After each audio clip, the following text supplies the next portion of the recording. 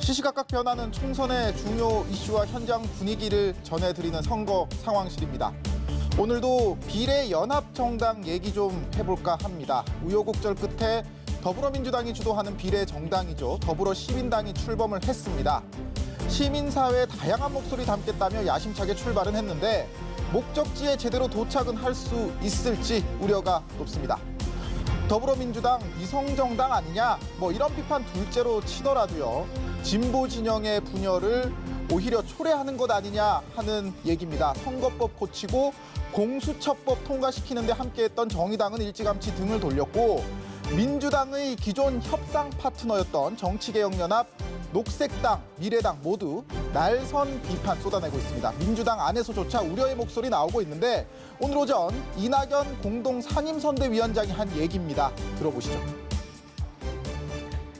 현재의 전개가 몹시 민망하다는 생각을 합니다.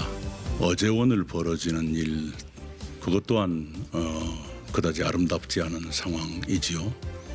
민주당을 오랫동안 걱정해 주시고 도와주신 시민사회 원로들께 서운함을 안겨드리는 일은 바람직하지 않다고 생각하고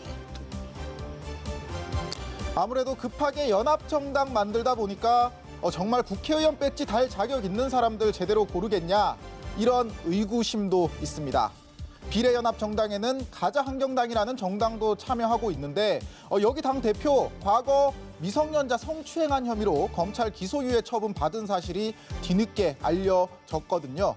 본인은 자신을 향한 모함이다, 성추행한 적 없다 항변하고 있는데 성문제 인사 배제한다는 게 민주당 공천 원칙이잖아요.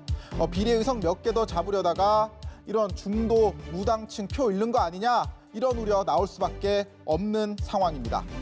더불어시민당 오늘부터 본격적인 후보 영입 작업에 들어갔는데 이런 논란들 짧은 시간에 다 정리하고 선거 제대로 치를 수 있을지 한번 지켜보시죠. 자, 더불어시민당 우려 많다고 제가 말씀드렸는데 미래통합당의 비례용 위성정당이죠. 미래한국당 상황 역시 만만치가 않습니다.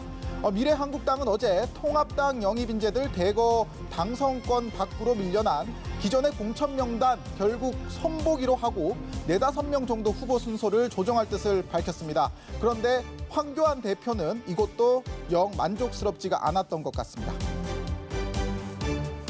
미래한국당은 괴물 선거법에 맞서서 의회 민주주의를 수호하고 혁신과 통합의 가치를 담는 희망의 그릇이었습니다.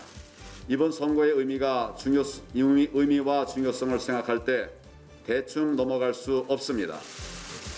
단호한 결단이 필요합니다. 네, 황 대표 오늘 아침에 SNS에 글도 올렸는데요.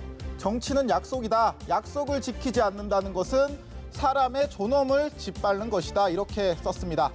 미래한국당 공천 명단 전면 개편 요구했는데도 최소 수정 버티기에 나선 한선교 대표 겨냥했다는 해석입니다. 사실 한선교 대표, 황교안 대표와는 성균관대 동문인데다 작년에 황 대표 취임했을 때 사무총장 맡으면서 명실상부 오른팔이었거든요. 믿을 만한 사람 위성정당에 심어 놓았는데 이런 사태 터져버린 겁니다. 오늘 미래한국당 비례대표 명단 다시 손을 봐서 선거인단 투표 붙였는데 오후에 부결이 됐습니다. 선거인단 대부분이 통합당에서 넘어온 사람들인데 미래한국당의 수정 명단도 마음에 안 든다.